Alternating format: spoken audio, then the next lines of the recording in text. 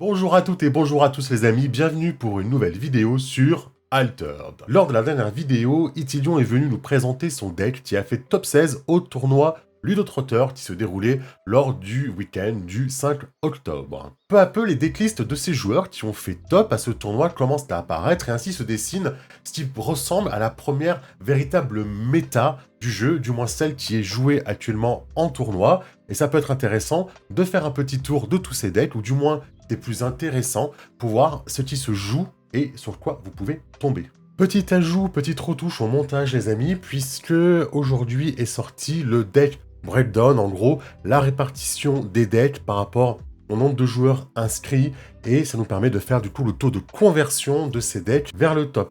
On voit par exemple, et ça c'est ce qui était ressorti des premiers tweets que j'avais vus, que les decks Teja et Nora étaient les plus représentés. Donc énormément de monde sont venus avec un deck Teja et Nora. Quasiment une personne sur 5 jouait Teja et Nora, donc 18%. Et ça n'a pas fait le cut, ce n'est pas passé top 16. Donc c'est une énorme contre-performance ou sous-performance du côté de Teja. On voit qu'ensuite, le héros le plus joué, c'est Sigismar, qui est à 18%, 18,6%.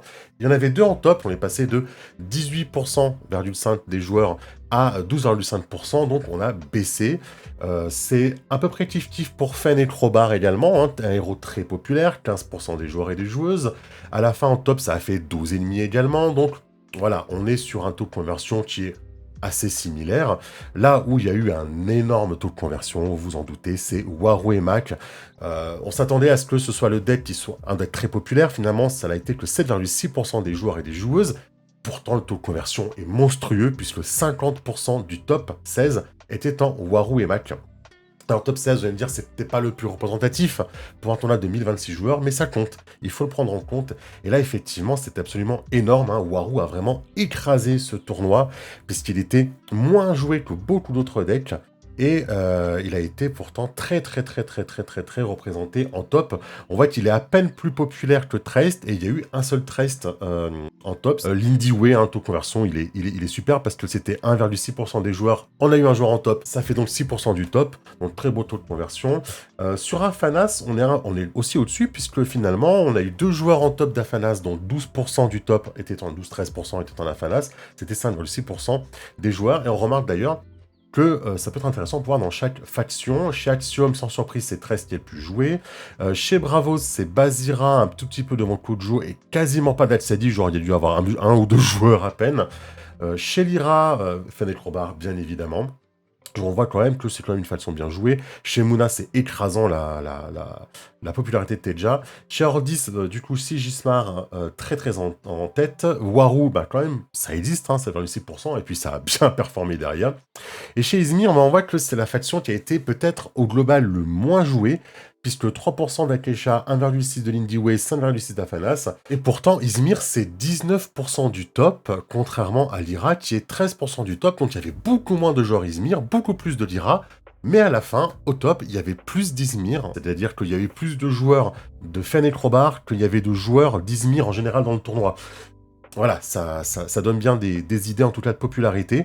Après, Izmir est une faction de contrôle également, ça ira mieux avec plus de cartes, ça ira mieux avec une méta déjà établie. Également pour vous dire les amis, donc ça c'est sur le site de Ludo Trotter, le site Event, je vous mettrai le lien en description, et qu'on a également aujourd'hui les decklists qui sont en format HD, hein, donc je les avais pas hier quand j'ai tourné la vidéo qui va suivre, et notamment ça nous permet de voir les uniques, chose qu'on voyait très mal sur les visuels qu'on avait hier quand j'ai tourné la vidéo. Je vous mets le lien pour bien voir toutes ces uniques et toutes ces decklists en HD sur le site de Ludo Trotter.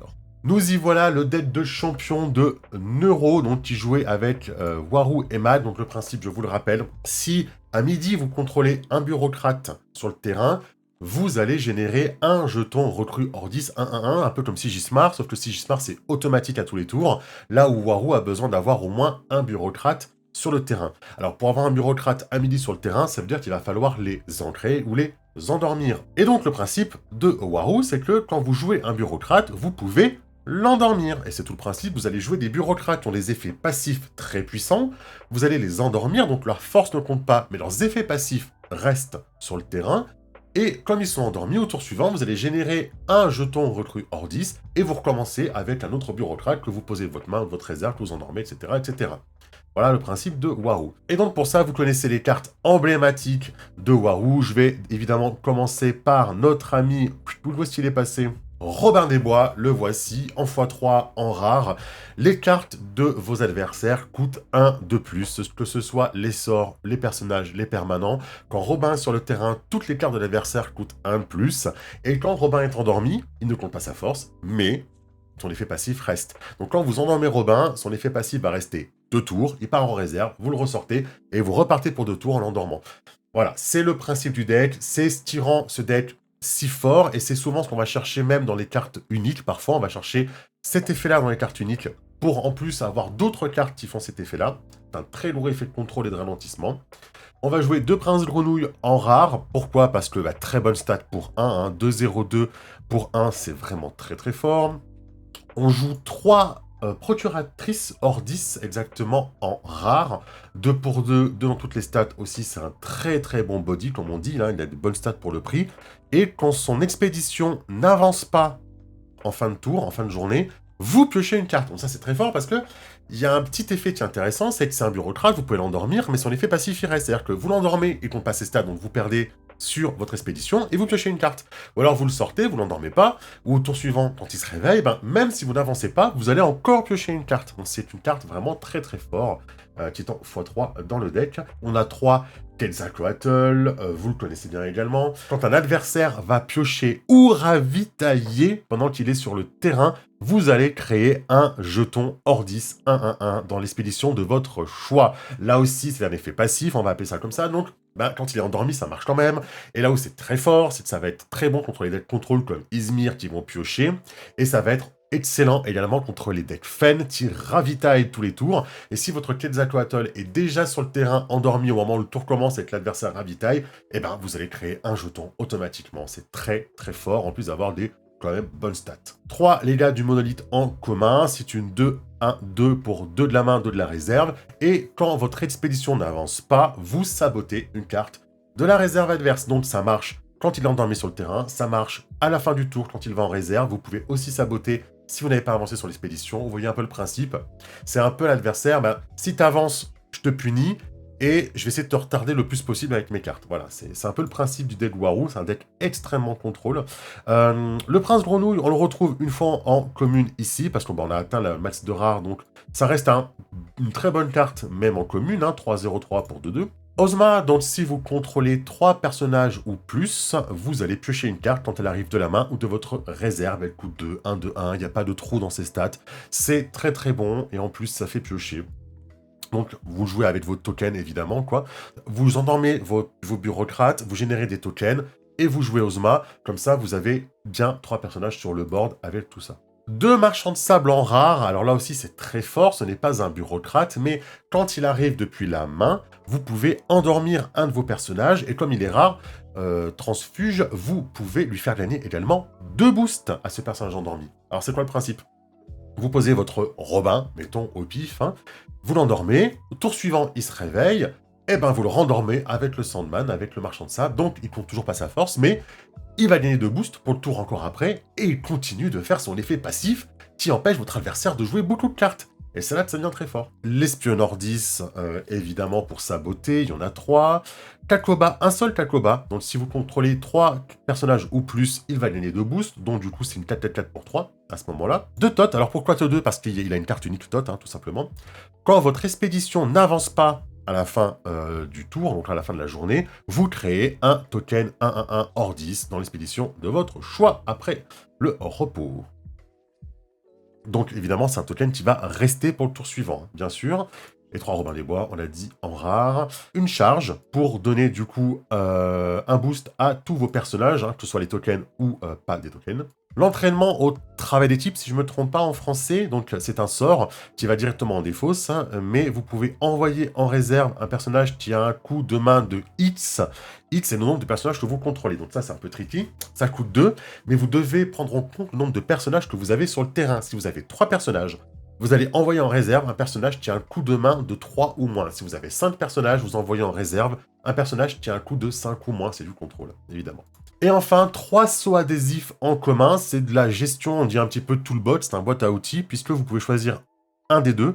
Soit vous envoyez en réserve un personnage qui a un coup de main de 4 ou plus, hein, attention, c'est pas 4 ou moins cette fois, ou vous pouvez défausser un permanent qui a un coup de main de 4 ou plus, donc vous allez défausser des permanents à 4, 5, 6, etc. Les permanents, c'est souvent les lieux qui sont rajoutés sur le terrain.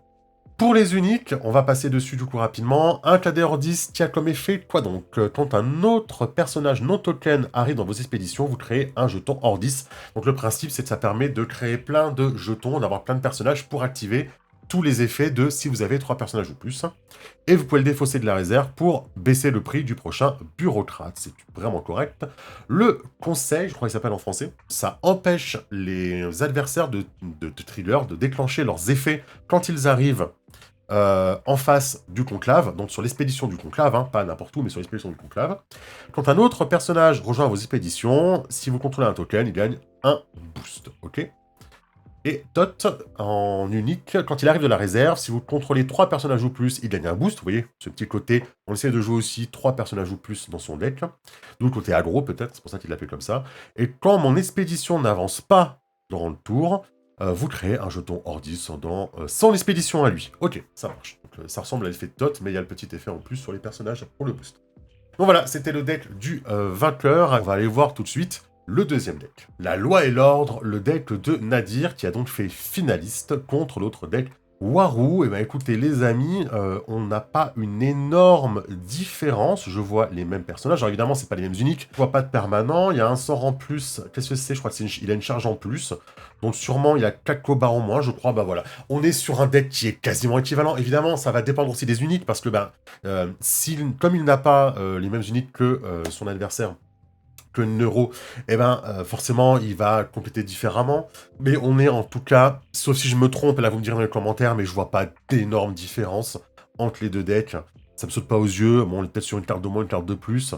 On n'a pas les effets des uniques, mais hop, non. De ce que j'arrive à lire, du coup, sur le Facebook, quand j'agrandis les cartes, le roi grenouille, c'est un 3-2-2 pour 2 de la main, 2 de la réserve. Il dit que quand il vient de la main, on peut payer 1 pour donner fugace à un personnage adverse. La procuratrice hors 10, c'est une 2-1-2 pour 2, 3 de la réserve. Il y a un effet quand elle vient de la réserve qui dit si vous contrôlez un jeton, vous pouvez défausser un permanent avec un coup de main de 4 ou plus, c'est vraiment pas mal. Et alors, sur mon esprit d'émission avance pas, c'est pareil. Et Quetzalcoatl, les cartes jouées par vos adversaires coûtent 1+. Voilà, le Quetzalcoatl, vous voyez, il a l'effet de Robin. Donc, quand il est sur le terrain, comme Robin, il va augmenter, il va taxer, comme on dit, les cartes adverses. Il a son effet de ravitaillement et on peut le défausser de la réserve pour créer un jeton en 10. Voilà, c'est les uniques de Nadir M, en tout cas. On a vu, du coup, les deux decks Waru. On va aller jeter un petit collier maintenant au deck Fen. Donc, Fen et Crowbar, le deck de Aourou, qui a fait du coup top 4. Alors, ça c'est le deck qui m'intéressait le plus parce que je joue Lyra depuis Quetzalcoatl des sorties. Donc voilà, j'attendais beaucoup de ces decks Fen qui allaient arriver en top. Fen et Crowbar, alors on va jouer un AP. Alors ça c'est tricky, ça c'est très cool, j'aime beaucoup AP. C'est une carte qui vous dit que vous allez prendre un personnage et vous le faites changer d'expédition. En surprise, ça coûte que 1 de la main, 2 de la réserve. Et du coup, c'est très cool parce que ça vous permet de changer un personnage adverse ou un de vos personnages à vous. Et ça, c'est très sympa, et surtout, c'est un peu inattendu, c'est l'enfoiré. D'entraînement a cappella pour rendre fugace, 3 meuniers Tudor pour endormir, 2 cocons d'étoffe pour défausser les personnages qui sont fugaces, ancrés ou endormis, ou pour défausser un permanent sans condition de prix. Donc ça, c'est une carte extrêmement forte, ça permet de se débarrasser de n'importe quel permanent, ou ça permet de se débarrasser de cartes qui sont fugaces, qui viennent de la réserve, qui sont ancrées notamment chez nos amis les Muna, et les cibles endormies, donc notamment les Ordis, qui joue beaucoup de cartes endormies avec les bureaucrates. Donc voilà, c'est une très bonne carte contre Ordis notamment, et notamment contre Waru. 2 Zou pour se débarrasser des personnages de coups de main 3 ou moins. Et on joue 2 Festivals d'Ira en permanent, voilà, c'était un petit peu ma question. Parce que quand on joue entraînement a cappella, meunier, etc., ça peut être intéressant de jouer les Festivals d'Ira. Qu'est-ce que c'est? Alors on les joue en commun. Quand vous jouez le Festival d'Ira, vous pochez une carte, et si jamais au crépuscule, donc en gros à la fin du tour, pour schématiser, vous contrôlez un fugace, un ancré et un endormi, 3 différents. Il faut un personnage fugace, un ancré et un différent endormi à chaque fois. Vous gagnez la partie. Même si vous êtes des deux côtés de l'expédition, vous n'avez pas démarré, si vous arrivez à avoir cette condition de victoire, vous gagnez instantanément, mais il faut que le lieu soit là, évidemment. Il coûte 4, donc mine de rien, c'est un petit investissement, et des fois on passe des petits tours quand on le pose. Mais voilà, vous pouvez poser votre festival, sortir une carte de la réserve au tour suivant, endormir une carte avec Meunier, endormir une carte avec Acapella, vous avez 3 cartes, c'est gagné. Mais vous allez sûrement avoir d'autres cartes qui permettent de faire des choses comme ça pour en profiter un petit peu. Donc on a 3 fées clochettes rares pour saboter en venant de la réserve, 2 martingales parce que c'est pas cher et que ça permet de réduire la prochaine carte que vous jouez ce tour-ci. Pourquoi que le 2? Parce qu'il y a une martingale unique qui gagne un boost pour chaque carte dans la réserve. C'est très fort avec Fen parce qu'on va avoir beaucoup de cartes dans notre réserve. Donc martingale va utiliser ça puisqu'en venant de la main, elle va gagner un boost pour chaque carte dans la réserve, c'est une très bonne unique. Si vous contrôlez un repère au plus, qu'un personnage ciblé de coup de main 3 ou moins, autre que moi, gagne en crée. Donc vous voyez, ça va marcher avec la condition victoire du festival, parce que quand il joue Martingale de la réserve, elle devient fugace, donc ça active une des conditions victoire du festival. Et en plus, comme vous avez le festival, qui est un repère, vous allez recréer une autre carte. Et comme on va jouer, je pense, des petites cartes, comme d'autres Martingales par exemple, vous pouvez facilement, avec lui, avoir fugace et en plus en créer une autre carte. 2 Hathor qui permet depuis la réserve de renvoyer une carte dans la main. Il joue une Hathor unique, voilà pour il y en a 2. Lorsqu'une carte quitte votre réserve pendant l'après-midi, un personnage ciblé de coup de main 3 ou moins, autre que moi, gagne ancré. Encore une fois, vous voyez, ça active une condition de victoire du festival. Donc vous voyez, le festival, c'est pas une carte qui est là juste pour faire joli. Il y a quand même de quoi gagner avec dans son deck, notamment grâce à ses uniques. 3 encrières de l'Ouroboros rare, quand elle va quitter l'expédition pour aller en réserve, donc ça marche pas quand elle est fugace. On va renvoyer une carte de notre réserve dans notre main, récursivité, c'est vachement bien, on peut la défausser de la réserve pour réduire de 1 à la prochaine carte qu'on joue. Pour un Nancy en commune, très franchement, je préfère la commune à la rare en plus, donc je suis bien d'accord. Quand il arrive de la main ou de la réserve, il gagne un boost pour chaque carte dans votre réserve. Une danseuse Lyra unique. Vous pouvez défausser une carte de votre réserve si vous faites un personnage ciblé, change d'expédition. Ça, c'est en venant de la réserve. En gros, c'est un même effet que AP, en gros, en venant de la réserve. Au crépuscule, chaque personnage contrôlé par la joueur ciblé gagne fugace. Ça, c'est très bien. Alors, ça marche pas pour le festival parce que c'est au crépuscule, donc vous pouvez pas vous-même vous rendre fugace et gagner comme ça. Par contre, vous pouvez rendre fugace les cartes de votre adversaire et avant qu'elles partent en réserve, pouf, elles sont défaussées. Voilà, bisous. 2 marchands de sable pour endormir parce que le festival dira. Le chapelier en commun parce que ça permet d'ancrer depuis la réserve. En gros, vous voyez le combo, hein. Gratuitement, sans payer, vous pouvez ancrer une carte pour activer le festival d'Ira. 3 aloe vera qui s'ancre lui-même quand il arrive, en payant une petite taxe de 1. Et en plus, s'il est toujours là au tour suivant, parce qu'il a été endormi, ancré, etc., vous allez piocher. Non, vous allez ravitailler une carte, donc vous rajoutez une carte dans votre zone de ravitaillement.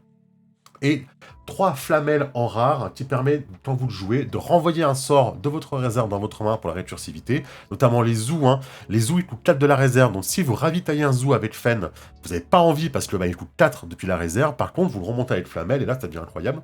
Et vous pouvez le défausser pour payer 1 de moins le prochain sort. Encore une fois, on le rappelle, pof, pof, pof, on endort ou on rend fugace et on gagne avec le festival d'Ira.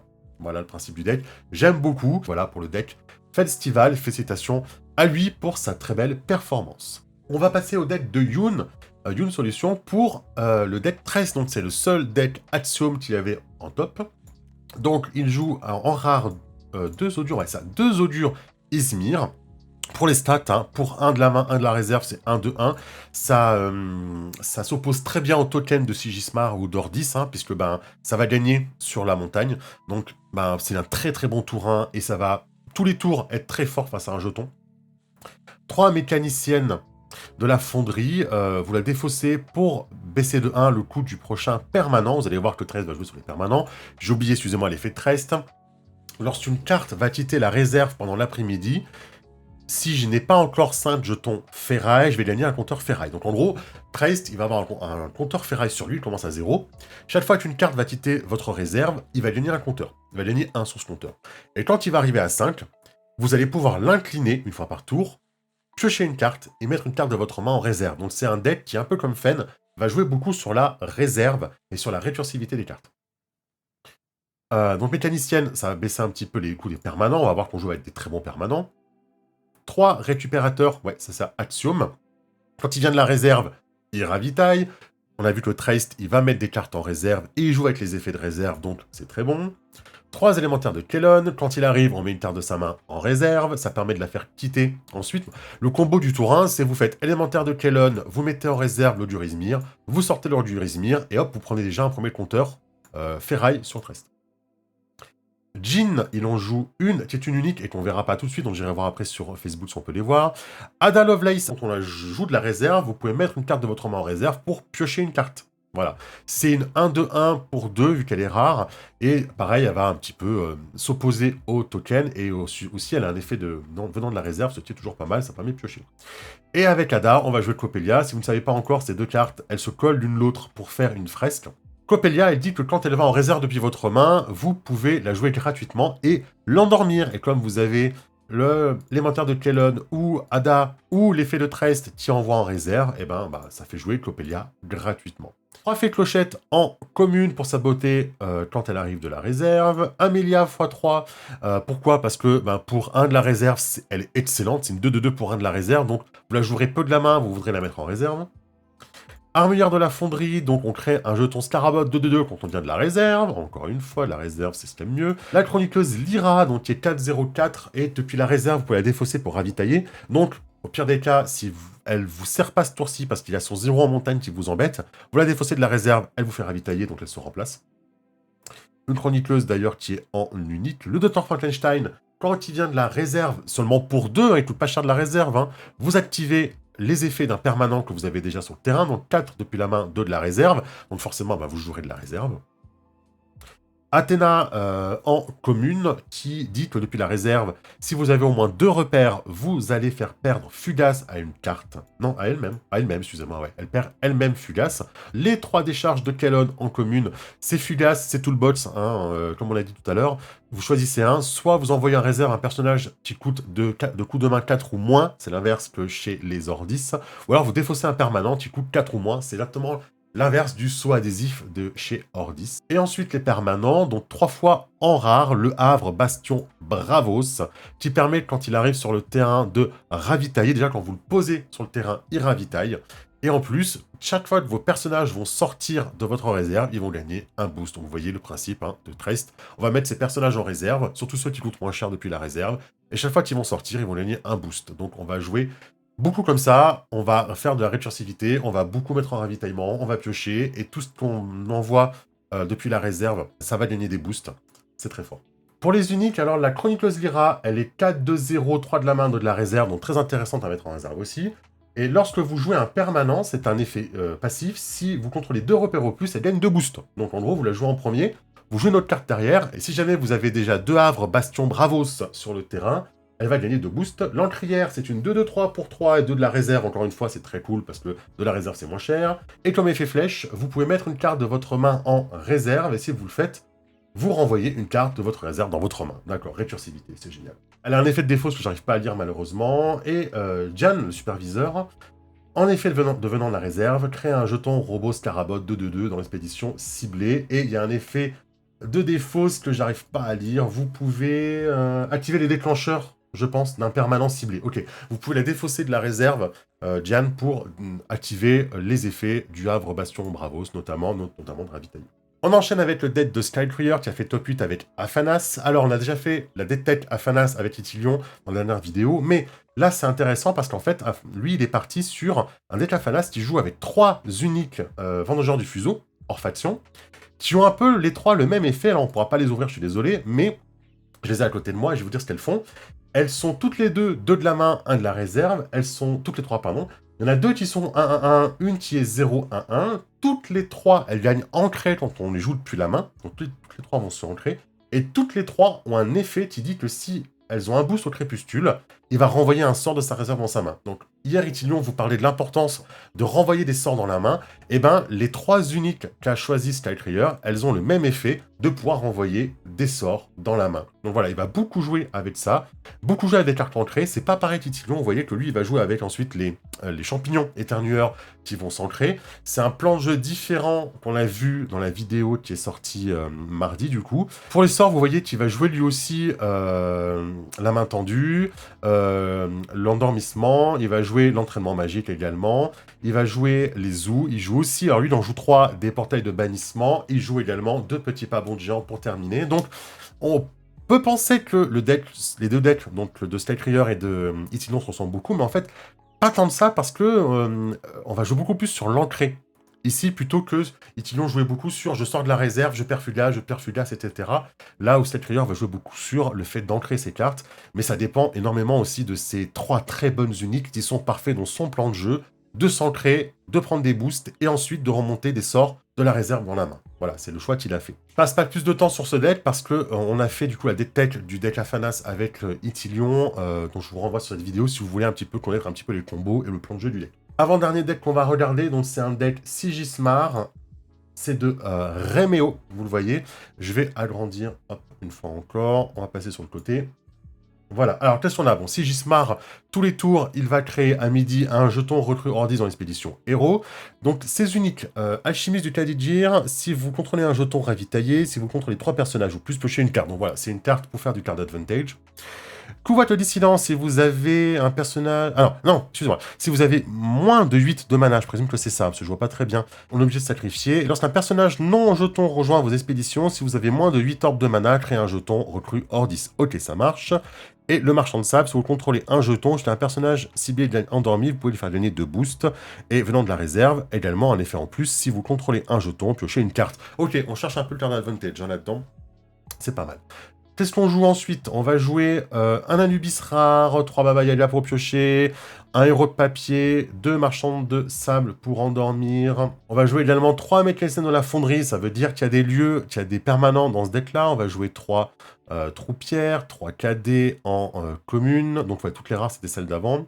On va jouer 3 espionnes, une gardienne, 3 rois grenouilles, 3 Ozma, 2 décharges de Kellon en rare, 3 chargés, 3 entraînements en travail d'équipe et 2 soins adhésifs. Par contre, vous voyez, on joue les mécaniciennes, mais on joue pas de permanent, donc c'est peut-être pour le body, hein, 1-1-2 pour 1, c'est vrai que c'est quand même très très bon. Mais c'est vrai, du coup, je m'attendais à avoir un permanent parce que bon, les decks Sigismar jouent aussi beaucoup hein, de permanent, ça arrive. Mais là, on n'en a pas, effectivement, donc ça peut être à la fois un petit peu une façon de tromper l'adversaire peut-être, hein, comme moi je me suis fait tromper quand je l'ai vu, et peut-être juste envie de jouer ce body qui est plutôt pas mal et qui se bat bien contre les jetons en miroir d'Ordis, en fait, voilà. Rapidement, est-ce qu'on a une différence avec le deck de Vittorio qui jouait également Sigismar? On va regarder ça rapidement. Alors, bon, forcément les uniques elles sont différentes, hein. On va créer des jetons, là on va créer un jeton... Et le prochain permanent que vous jouez coûte 1 de moins, donc là, pour le coup, là, il y a du permanent, voilà, donc voilà. Le deck de Vittorio, lui, par contre, il va jouer sur les permanents. Donc, le grand projet qui fait avancer tout seul une expédition, on a le transporteur, et on a bien sûr le monolithe, le bastion Ordis x2. Donc là, quand même, on joue 1, 2, 3, 4, 5, 6, 7 permanents, donc c'est pas du tout le même deck que tout à l'heure, on jouait que sur les personnages et des sorts. Là, on joue sur les permanents, on va générer des jetons, on est peut-être un poil plus aggro, du coup. Sur ce deck-là, on va créer plus de jetons. Ouais, on va jouer la guerrière, on va jouer le Kraken. Ah ouais, quand même, on joue un Kraken pour le plaisir, pour le Tinder, quoi. Un petit Kraken qui va transformer toutes les expéditions en eau et qui est gigantesque et qui a beaucoup de stats en eau en rare. Le reste, c'est classique, hein, les decks qu'on a dit. Donc, à part les permanents, effectivement, on est sur la même idée et on va jouer un peu plus de... On va créer un peu plus de tokens. Ok, ça marche pour les decks Sigismar. Si ça vous intéresse, ils sont là. Et on va terminer avec le GOAT, hein, le deck de Judicael, la Méduse éternelle, test V3, on en est là. Le deck Lindiway, donc là vraiment la grosse surprise. Qu'est-ce que ça fait plaisir de voir des decks comme ça qu'on n'attendait pas et qui sortent de nulle part, c'est vraiment super. Qu'est-ce que fait Lindiway avec Mo? Donc on va l'incliner, on va créer un jeton Mo qui est 000, qui va dans l'expédition compagnon. Donc un peu comme Kojo et Bouddha, elle va créer son jeton compagnon dans l'expédition compagnon.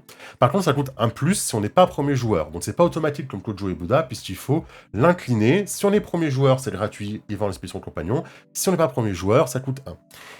Et là où c'est intéressant, c'est chaque fois qu'on va sacrifier un personnage, nous-mêmes, hein, pas l'adversaire, il va gagner 2 boosts. Donc il commence à 0, mais chaque fois qu'il y aura un sacrifice de personnage, il va gagner 2 boosts. Et donc on va jouer beaucoup de cartes qui vont jouer sur le sacrifice et qui vont nous donner des avantages quand elle se sacrifie pour en plus booster Mo, parce que sacrifier un personnage, ça veut dire l'envoyer directement en défausse, hein, c'est pas l'envoyer en réserve. Hein. Quand vous sacrifiez un personnage, il va en défausse. On peut sacrifier des jetons, mais c'est plus rare chez les Izmir. Donc qu'est-ce qu'on joue? On va jouer le disciple studieux en x3, parce que c'est très fort, c'est 0-1-1, ça coûte 1 et ça permet de réduire le prochain spell, on ira voir les uniques après.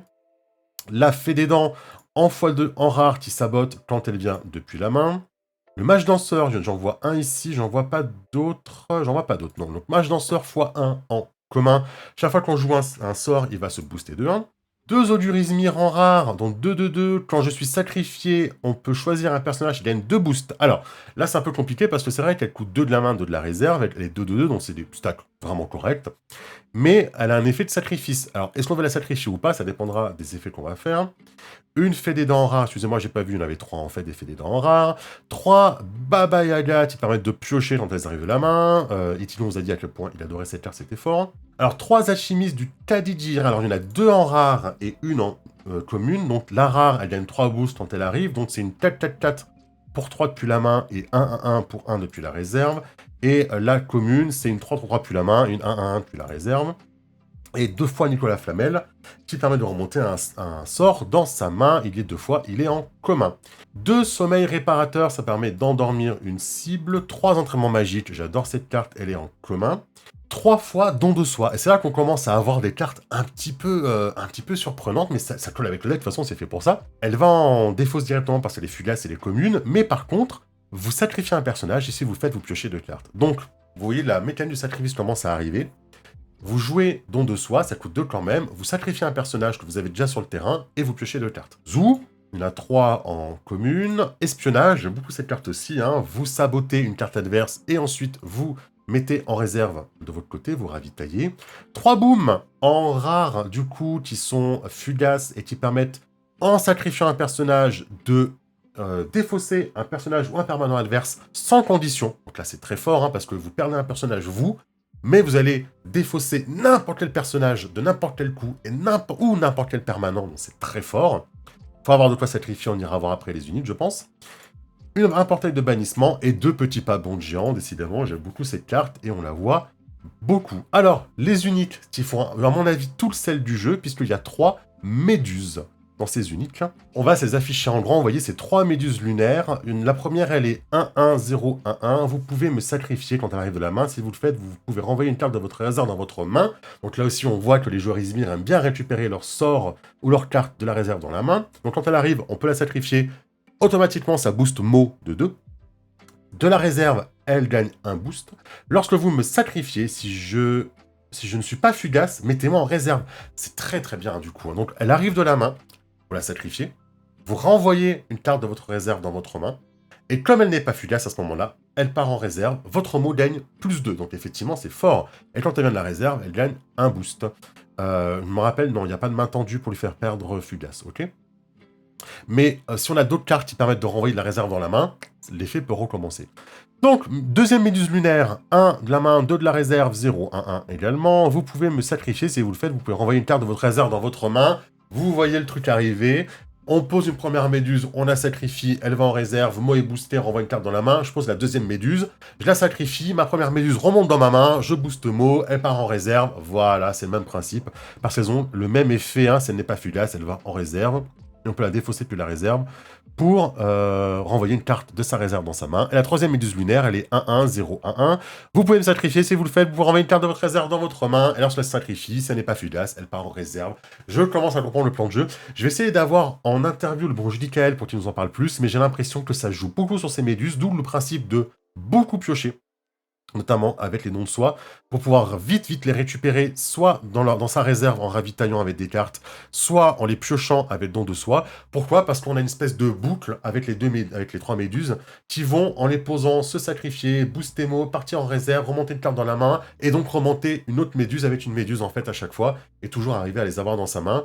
Évidemment, ça demande de passer à côté des effets de sabotage, hein, mais effectivement, on a une boucle qui est super intéressante, qui permet de booster son Mo, qui permet de piocher également avec les dons de soi, si jamais on ne sacrifie pas tout de suite, parce qu'on peut poser sa méduse lunaire, ne pas la sacrifier tout de suite, jouer don de soi, la sacrifier, elle part en réserve et on pioche. Voilà, on n'est pas obligé de faire son effet de la main à chaque fois, ça c'est vous pouvez me sacrifier. On a terminé ce long tour des premières decklists qu'on avait dans G. Merci d'avoir regardé cette vidéo jusqu'à la fin. À mon avis, elle va être très longue. J'espère que ça vous a plu. N'hésitez pas à la partager si elle vous a plu, cette vidéo. N'hésitez pas à tester les decks en essayant de remplacer les unités comme vous pouvez. Là, pour le coup, je pense que le deck Lindy Way, sur les 3 unités, ça marche beaucoup moins bien, hein. À mon avis, les méduses lunaires vont devenir assez coûteuses à présent à la vente. Je vous fais des gros bisous, jouez bien et à très bientôt sur la chaîne de Die Story, jeu de cartes gaming.